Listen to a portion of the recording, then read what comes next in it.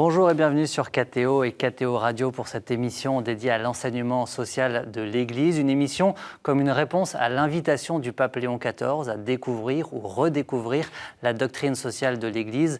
Le lendemain de son élection, le pape a dit, je le cite, il a dit aux cardinaux « Aujourd'hui, l'Église offre à tous son héritage de doctrine sociale pour répondre à une autre révolution industrielle et au développement de l'intelligence artificielle. » Alors comment est-ce que la doctrine sociale peut nous aider à affronter les défis d'aujourd'hui et de demain comme celui de l'intelligence artificielle? On en parle aujourd'hui avec nos invités. Nicolas Masson, bonjour. Bonjour. Vous êtes responsable de la formation à la doctrine sociale de l'Église au sein des entrepreneurs et dirigeants chrétiens. Augustin Destromeaux, bonjour. Bonjour Amaury. Vous êtes fondateur, créateur d'entreprise et puis co-initiateur d'un mouvement, Rerum Novarum. Vous allez nous expliquer ce que c'est, qui a vocation à penser ce sujet de l'intelligence artificielle à la lumière de la doctrine sociale de l'Église. Je vous donne tout de suite la parole en quelques mots. Rerum Novarum avec AI, qu'est-ce que c'est ? C'est une réponse effectivement à cet appel du pape Léon, que les entrepreneurs, les gens du terrain, se saisissent des enjeux. Donc c'est un forum mondial d'entrepreneurs chrétiens qui vont réfléchir et construire des solutions très concrètes pour partager les bonnes pratiques. Donc l'IA, c'est un sujet qui nous bouscule, on en parlera tout à l'heure un petit peu sur tous les enjeux et les opportunités qu'on y voit. Et c'est quelque chose qui doit être traité avec beaucoup de sérieux. Et l'enjeu de Rerum Novarum, c'est d'aller vraiment proposer au plus grand nombre les bonnes pratiques, la manière dont on peut vraiment utiliser l'IA pour faire des bonnes choses, à la lumière de la pensée sociale chrétienne. Parce que qu'est-ce que l'irruption dans nos vies de l'intelligence artificielle vient bousculer dans ces principes, par rapport à ces principes un peu fondamentaux dont on a déjà parlé dans les émissions précédentes, de la doctrine sociale de l'Église, la question de la dignité humaine, la question de la subsidiarité peut-être. Qu'est-ce que ça vient bousculer ? Ça vient bousculer effectivement, les premières choses auxquelles on pense, c'est la dignité du travailleur, à quel point est-ce que l'emploi est menacé.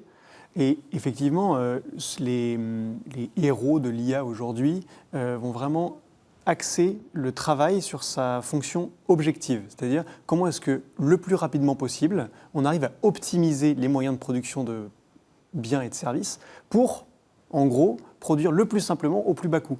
Mais en réalité, on oublie qu'il y a une vocation subjective du travail qui est de faire grandir les travailleurs.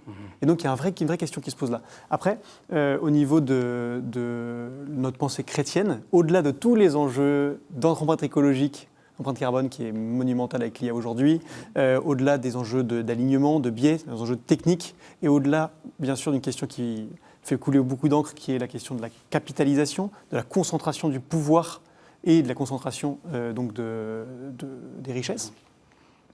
Au-delà de ça, il y a vraiment des questions qui sont importantes à se poser, qui sont d'ordre philosophique, voire spirituel. C'est pour ça qu'on pense vraiment avec Rerum Novarum qu'il y a une réflexion spirituelle à avoir dans l'IA. C'est la question du libre arbitre. La question de comment est-ce que nous, dans nos vies, alors qu'on utilise l'IA sans le savoir à de nombreuses occasions, comment est-ce qu'on peut exercer notre libre arbitre, notre capacité à choisir par nous-mêmes ? Nicolas, qu'est-ce que ça vous inspire, ce sujet d'essayer d'apporter un éclairage sur le sujet de l'intelligence artificielle en s'appuyant sur l'enseignement social de l'Église ? Je vais plutôt m'appuyer sur un texte et j'étais très heureux de tomber dessus quand il a été publié en janvier dernier, au 28 janvier 2025, et Antiqua et Nova, qui a été écrit par deux dicastères, celui de la foi et celui de l'enseignement et de la culture. Et dans ce texte, c'est super à lire, 17 pages, c'est franchement un peu dense, il ne faut pas le lire sur la plage, mais 17 pages, très rapide. Et après une explication sur la différence qu'il y a entre l'agir humain et l'IA, la pensée IA, qui est à mon avis extrêmement lumineuse, il nous donne un certain nombre de critères sur finalement ce qui peut nous aider à construire l'usage et qui reprend un petit peu ce que tu disais, Augustin. Le premier, c'est la justice. Est-ce que ça sert à tout le monde ? Est-ce que les plus pauvres vont bénéficier de l'IA ? Le deuxième, je trouve extrêmement intéressant, c'est la vérité. Est-ce que ça nourrit réellement notre intelligence en nous donnant davantage l'accès à ce qui est, ce qui est la réalité ?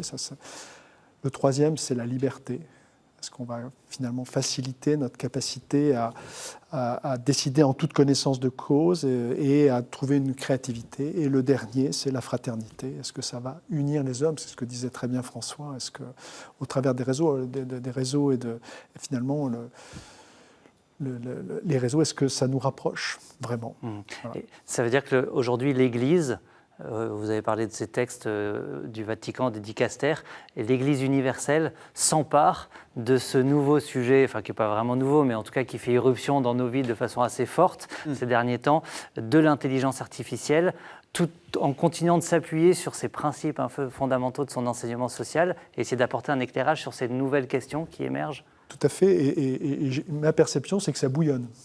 Ça bouillonne. Ça bouillonne, c'est-à-dire qu'il y a une réflexion très riche et par rapport à un problème qui est, enfin, je ne sais pas pour vous, mais qui pour moi est difficile à cerner, il est difficile d'avoir encore des visions très claires et qui nous touche tous dès l'instant où on travaille, qui nous touche. Donc là, c'est quelque chose où il faut vraiment à la fois être très présent et en même temps très bien équipé par rapport à la façon dont on décide et on réagit.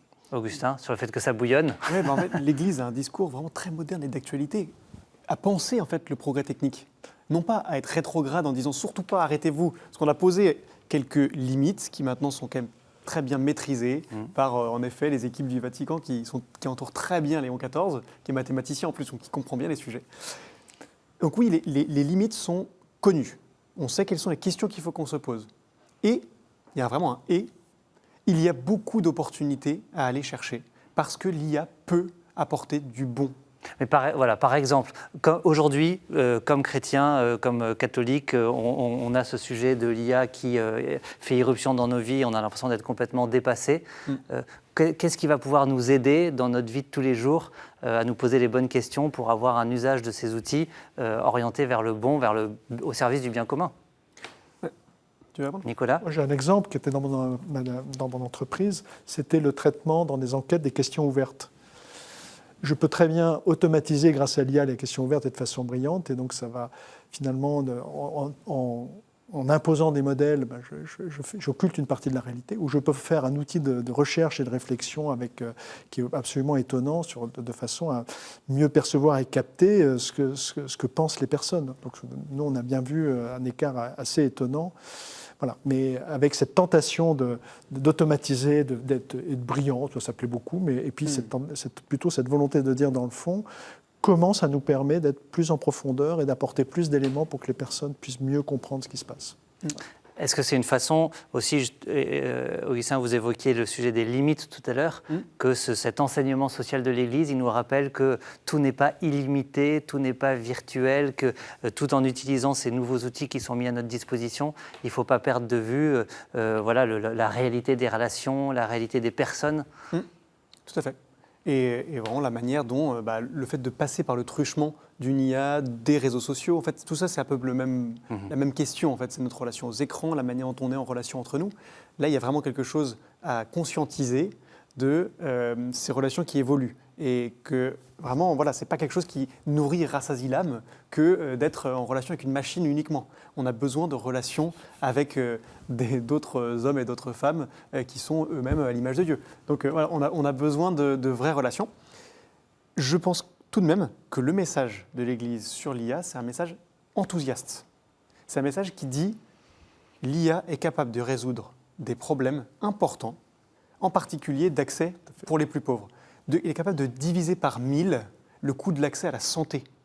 Dans les pays d'Afrique, on va pouvoir faire des choses, et il y a déjà des choses qu'un gars comme Emmanuel Blin, par exemple, que je trouve un entrepreneur qui vraiment utilise l'IA aujourd'hui au service du bien commun. Il rend les diagnostics de maladies en Afrique beaucoup plus accessibles à moindre coût. Il y a la santé, on a l'alimentation, parce que la manière dont on va pouvoir optimiser les canaux d'irrigation, l'utilisation de l'eau, etc., vont nous permettre en fait, d'avoir des rendements pour beaucoup mieux partager. Également sur l'énergie, sur l'éducation. L'éducation, c'est un sujet qui est passionnant parce qu'on ne va pas remplacer les profs. On a besoin d'une relation avec un enseignant. En revanche, l'IA est capable d'aider en complément des personnes à avoir un accompagnement individualisé sur la montée en compétences. Et c'est un boulevard. Le point clé, c'est vraiment la façon, et je pense que c'est là où les critères nous intéressent, et la réflexion et le bouillonnement de l'Église intéressant, c'est la façon dont on le fait. comment j'enseigne. Est-ce que l'enseignement va permettre de faciliter et rapprocher les personnes? Voilà. Est-ce que la santé ne va pas... Comment je fais pour qu'en plus elle recrée du lien? C'est toutes ces questions-là qui sont... qui je pense que la doctrine sociale nous apporte et sur lesquelles il faut que les chrétiens soient présents, il faut qu'ils soient actifs et qu'ils prennent leur place. Est-ce que comme si on paraphrase Jean-Paul II, on pourrait dire n'ayez pas peur et n'ayez pas peur non plus de l'intelligence artificielle, mais sachons l'utiliser, sachons nous y former et l'utiliser en nous appuyant sur ces référentiels que sont l'enseignement social. Je dirais n'ayez pas peur sur deux choses. La première, à y aller, et deuxièmement, à dire non. Je pense qu'il y a des choses, il faut dire non. Oui.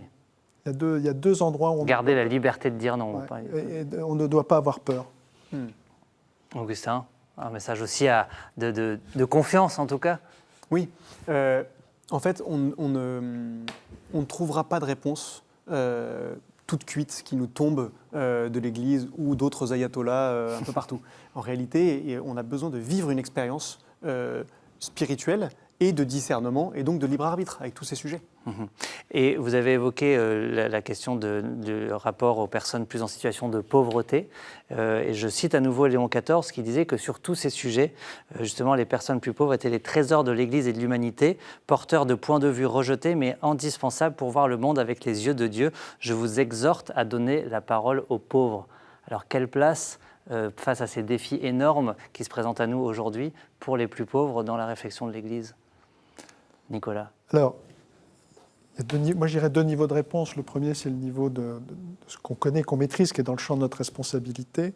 C'est la façon dont, dans une entreprise, on associe tout le monde, soit par la subsidiarité, soit au travers de la consultation dans notre cabinet, notre entreprise, sur certaines décisions, réunissait tout le monde. Et on faut même être un petit peu trop loin là-dessus, mais on réunissait tout le monde, tout le monde pouvait partager et participer à la décision. Voilà, ça, c'est au niveau de l'entreprise. Au niveau de la société, mais il y a quand même des choses assez majeures dans la façon dont on intègre les plus fragiles. Et là aussi, dans les structures, on a c'est l'accueil de la fragilité, qu'elle soit celle du handicap. Je pense au café joyeux, mais quand on regarde au sein du mouvement des EDC, beaucoup d'entrepreneurs finalement intègrent des gens en fragilité. Et il y a le dernier point qui est moins évident, parce qu'on est sur une société assez clivée, c'est comment dans la réflexion plus politique, mais là je sors des champs qui sont les miens, comment on associe à la réflexion tout le monde. Merci beaucoup d'avoir soulevé ces questions et nous appeler quand même à la confiance sur ces sujets aussi, des défis qui nous attendent aujourd'hui et demain, enracinés dans cet enseignement social de l'Église. Nicolas Masson, je rappelle que vous êtes responsable de la formation à la doctrine sociale de l'Église aux entrepreneurs et dirigeants chrétiens. Je renvoie d'ailleurs au site des EDC sur lequel on trouve beaucoup de ressources, des livrets à télécharger, très bien fait pour ceux qui veulent creuser le sujet. Et puis merci Augustin. Je renvoie aussi au site de Rerum Novae pour découvrir cette mobilisation des entrepreneurs chrétiens qui veulent penser le sujet de l'intelligence artificielle à la lumière de la doctrine sociale. On peut retrouver bien sûr cette émission sur ktotv.com et ktoradio.com.